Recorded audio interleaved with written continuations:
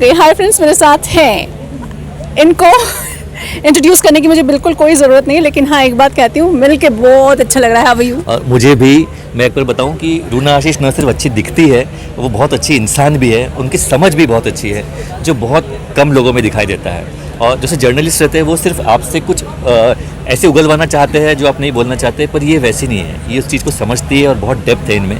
सो ये beauty with brains है और इसलिए मुझे बहुत अच्छी लगती है, इनके साथ मुझे बातें करना बहुत अच्छा लगता है। How is life now? Life is very good, thanks to God. सब कुछ अच्छा चल रहा है और अभी हमने एक बहुत बड़ा हिट शो दिया है और उसके बाद फिर अभी सारेगामापा में हमें सिर्फ हिट शो नहीं देना है, हमें we have to live up to people's expectations India का, क्योंकि मैं साफ बोल दूंगा कि पिछले 2 महीने से कोई भी अच्छा शो ऐसा नहीं आया जिसको देखकर इंडिया अपने सारे गम भूल सके, जिसे देखने के लिए इंडिया बार बार आते रहे। सो हमारी पूरी आशा है और हमारी पूरी मेहनत है, हमारी जिम्मेदारी है कि ऐसा कुछ बनाए कि इंडिया फिर से एस्पिरेशनल हो जाए, इंडिया फिर से होपफुल हो जाए, इंडिया फिर से हैप्पी फील करना शुरू करे। ये म्यूज़िक का त्यौहार सिर्फ नाम नहीं है, ये वाकई म्यूज़िक का त्यौहार है, जहाँ हर इंसान को मैं बता दूँ कि ये शो देखने के बाद लगेगा कि मेरा टाइम ज़रूर आएगा, दम आएगा। मुझे बताइए सिद्धार्थ, आप एग्जैक्टली आपके वर्क क्या क्या होता है? सिर्फ ये लिखना कि एंकर क्या बोलेगा, या फिर जज जो बोलते हैं वो भी आप लिखते हैं? क्योंकि ये बहुत बार लोगों के बीच में बात उठती है। आपको बता दूं कि जज जो बोलते हैं वो दुनिया में कोई लिख नहीं सकता, क्योंकि वो डायरेक्ट एक रिएक्शन होता है किसी चीज़ का और उसके बीच में टाइम नहीं होता। जो म्यूज़िक परफॉर्मेंस होता है उसके इमीडिएटली बाद जजेस रिएक्शन देते हैं, तो उसके बीच में किसी को लिखने का टाइम नहीं होता और हम ऐसे कट करके नहीं करते, वो इमीडिएट होता है, वो नहीं होता।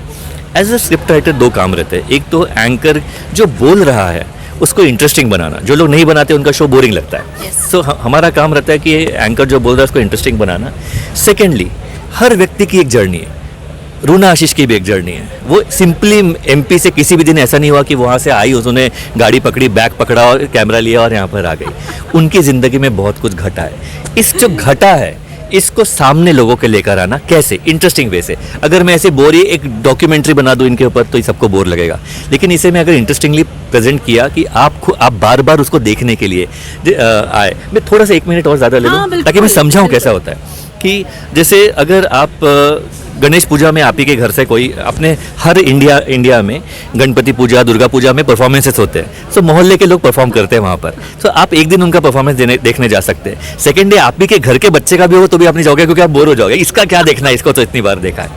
हम हफ्ते दर हफ्ते अगर उनको आपकी ओर प्रेजेंट कर रहे हैं तो हम कहीं ना कहीं एक ऐसी इंटरेस्टिंग कड़ी जोड़ रहे हैं उनकी लाइफ से ही। कोई झूठ बात नहीं, क्योंकि झूठा कभी टिकता नहीं है। सो उनकी लाइफ की सच्चाई से कुछ हिस्सों को आप तक इस प्रकार से लाते हैं, इंटरेस्टिंग बना के इस प्रकार से लाते हैं कि आप उनसे जुड़ने लगते हैं। यही मेरी कला है और इसी के लिए मैं यहाँ पर हूँ। इसे बोलते हैं कलम का धनी होना। लेकिन यहाँ पर एक यक्ष प्रश्न फिर से पूछूंगी पवन और अरुणिता। अच्छा, अब ऑब्सेस्ड है पवन और अरुणिता से, लेकिन पूरे इंडिया है। मैं देख रहा हूँ, मैं देखता हूँ कि लोग, मैं अभी कुछ शोज कर रहा था तो मैंने उनको बोला कि लेट्स टेक बड़े, मैंने हीरोइनों के नाम बोले तो मेरे को बोलते सर पवन और अरुणिता को ले क्या? तो मैंने बोला भाई मैं आपको ये हीरो हीरोइन के लेके आ रहा था। बोले नहीं सर पवन और अरुणिता को लेते हैं। मैंने ठीक है चलो, बहुत ही बढ़िया। मैं सोच रहा हूँ कि हमने तो शायद हमको लग रहा है कि हमने बहुत ही अंडर प्ले कर दिया था। मुझे लग रहा है कि जो अपनी नेक्स्ट, अभी तो उनका डिवोर्स हो गया इसलिए वो नाम नहीं ले सकता, वरना जैसे ब्रैड पिट और एंजेलिना का एक समय जैसा था, हाँ, तो ये दोनों बिल्कुल वैसे ही the hottest couple in town. ये मैं आपको बता दूं कि इस वक्त कोई फिल्म स्टार हॉटेस्ट कपल नहीं है जितना ये दोनों, and they are painting the town red like anything. But they are enjoying it. छोटे छोटे बच्चे, एक 22 का, एक 18-19 की है वहाँ पर, they are having fun, let them have. And सबसे बढ़िया बात है कि दोनों सक्सेसफुल है, दोनों बहुत कुछ कर रहे हैं। अरुणिता ने तो सोनू निगम के साथ गाना गाया अभी यहाँ पर, which is a very good song also. So सब कुछ अच्छा जा रहा है और सक्सेस प्लस लव दोनों को साथ में मिल जाए तो किसी को और क्या चाहिए। हम सब यही कामना करते हैं कि हमारे लाइफ में भी यही हो और सक्सेस एंड लव। हाँ, लव इज देयर। या है ही ना, दोनों साथ में, आपको भी लग ही रहा है वहाँ पर, उनकी आंखों में ही समझ में आ जाता है, इसमें कुछ बताने की जरूरत नहीं। जब ऐसा लव होता है तो आंख में ऐसा कुछ लव ऐसा ट्यूंग ट्यूंग नहीं होता, वो समझ में आ जाता है, स्माइल देख के समझ में आ, एक दूसरे को जो देखने की केमिस्ट्री होती है ना, दैट्स, उसमें पूरा कुछ डिफाइंड रहता है लव कैसा, वो है उनमें अच्छा, बिल्कुल। आप इतना अच्छा शब्दों से खेलते हैं, शब्दों के लेखक, जिसे कहते हैं कि कलम के धनी हैं आप। अभी बहुत सारे लोग ना आपस में लड़ने लग गए इन दोनों को लेके, ये अच्छा वो अच्छा, ये अच्छा वो अच्छा, उनके लिए उन क्या दोनों को कहें? लेके? हाँ, किशोर कुमार और लता मंगेशकर में कोई ये अच्छा वो अच्छा नहीं था, वो दोनों ही दो हीरे थे, और वो दो हीरे साथ में आए तो मैजिक बना। सो वैसे ही आज की तारीख में, मैं इनकी तुलना उनसे नहीं कर रहा हूँ, लेकिन आज की तारीख में ये जो दोनों है, ये दोनों साथ में आए और ये दोनों ही कमाल है। और एक लड़का और एक लड़की का कोई तुलना है, सबका अलग अलग रेंज रहता है, सबका अलग अलग रहता है, वो अपनी जगह पे अच्छा है, ये अपनी जगह पे अच्छी है।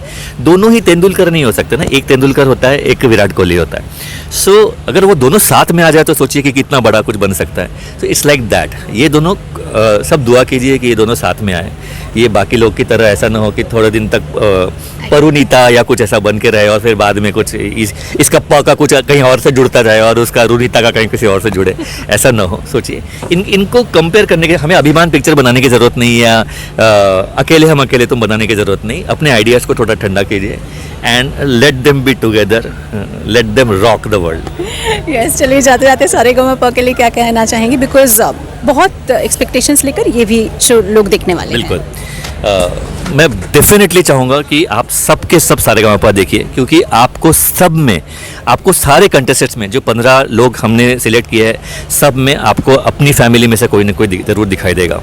आप सबको एक उम्मीद मिलेगी कि आपका नंबर भी डेफिनेटली आएगा, क्योंकि ये आप ही में से आए हुए लोग हैं, ये आप ही में से आए हुए लोग हैं जो इतनी बुरी तरह छुपे हुए थे, जिन पर परतें लगी हुई थी ज़िंदगी की, जिम्मेदारियों की या कई चीज़ों की, लेकिन उन सब चीज़ों को पार करके ये आए हैं, तो आप भी आ सकते हैं।